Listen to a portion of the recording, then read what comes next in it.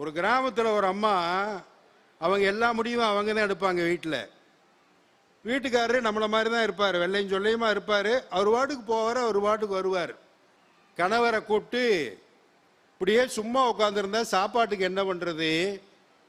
நம்ம வீட்டில் ஒரு மாடு இருக்கு, அந்த மாட்டை கொண்டு போய் சந்தையில் வித்துட்டு வாங்க, கிடைக்கிற பணத்தை வச்சு ஒரு பொட்டி கடை வச்சு பொழைச்சிக்குவோம் அப்படின்னு அந்த அம்மா சொல்லுது.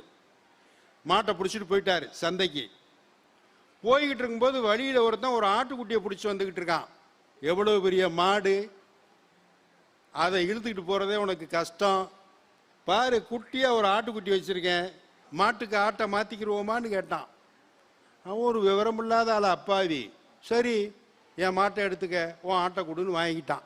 எழுத்தாப்புல ஒருத்தன் கக்கத்தில் ஒரு கோழியை வச்சுக்கிட்டு எழுத்தாப்புல வந்துக்கிட்டு இருக்கான். ஏப்பா, இவ்வளோ பெரிய ஆட்டை இழுக்க முடியாமல் இழுத்துட்டு வர்றிய, அது உன் கூட வரமாட்டேன்னு வேற பிடிவாதம் பண்ணுது. இந்த கோழியை பாரு, கையில் அப்படியே அப்படி கக்கத்தில் வச்சுக்கலாம், கோழிக்கு ஆட்டை மாற்றிக்கலாமா அப்படின்னு கேட்டான். சரி கொடு அப்படின்னு ஆட்டை அவன்கிட்ட கொடுத்துட்டு கோழியை வாங்கிக்கிட்டான். டீ சாப்பிடணும் போல ஆசையாக இருந்துச்சு. அந்த டீ கடைக்காரன்ட்ட, ஒரு டீ கிடைக்குமான்னு, தர்றேன், உனக்கு டீ தர்றேன், ஓசியாவே தர்றேன், அதுக்கு பதிலாக நீ கையில் வச்சிருக்க கோழியை கொடுத்துட்றியா அப்படின்னு கேட்டான். வச்சுக்க, டீயை கொடு. வாங்கினான். குடிச்சிக்கிட்டு இருக்கும்போது ஒருத்தன் பின்னாடி வந்து தோலை தட்டினான். யார்? இவன் பக்கத்து வீட்டுக்காரன். ஏய், உன்னைய நான் பார்த்துக்கிட்டே வர்றேன், மாட்டை கொண்டு வந்தேன், ஆடா மாற்றினேன், ஆட்டை கொண்டு வந்த கோழியா மாற்றினேன், இப்போ கோழியை டீயா மாற்றி குடிச்சிக்கிட்டு இருக்கியா? உன் வீட்டுக்கார மாட்டை சொல்லி உன்னை என்ன பண்ணுறேன் பாரு. என்னைய திட்டினான்னு வச்சுக்க, என் வீட்டையே நான் உனக்கு எழுதி கொடுத்துட்றேன்.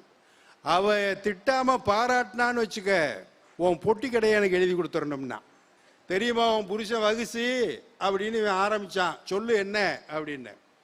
என்னன்னா, இந்த மாதிரி நடந்துச்சுன்னு பூரா சொன்னோடனே கேட்டுவிட்டு அந்த அம்மா கேட்டுச்சு வீட்டுக்காரனை பார்த்து, அந்த டீயாவது நல்ல ஆற அமர ரசிச்சு ருசிச்சு சாப்பிட்டீங்களா அப்படின்னு அந்த அம்மா கேட்டுச்சு.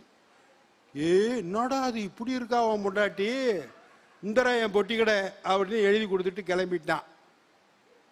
அப்புறம் வெளியே வந்த பிறகு கேட்டான், ஏன்டா அவன் பொண்டாட்டி கோபமே வராதான்னு. வரும், அடுத்தவங்க முன்னாடி திட்டுறது இல்லைன்னு எங்களுக்குள்ள ஒரு பாலிசி உண்டு. இந்த வேலையெல்லாம் எப்போ வச்சுக்கிறோம்னா, தனியாக இருக்கும்போது வச்சுக்கிறணும். மூணாவது வேத்து மனுஷன் இருக்கும்போது வச்சுக்கிட்டோம்னா அது தப்புங்கிற பாலிசி எங்களுக்குள்ள இருந்ததுனால மாட்டை கொண்டு போய் விற்காமலே பொட்டி கடை வாங்கிட்டான். பார்த்தீங்களா, ஒரு டீ வேற குடிச்சிட்டான் கூடுதலா. இப்படி நடக்கும். அதுதான் அறம் இல்லறத்தில் நடக்கக்கூடியது.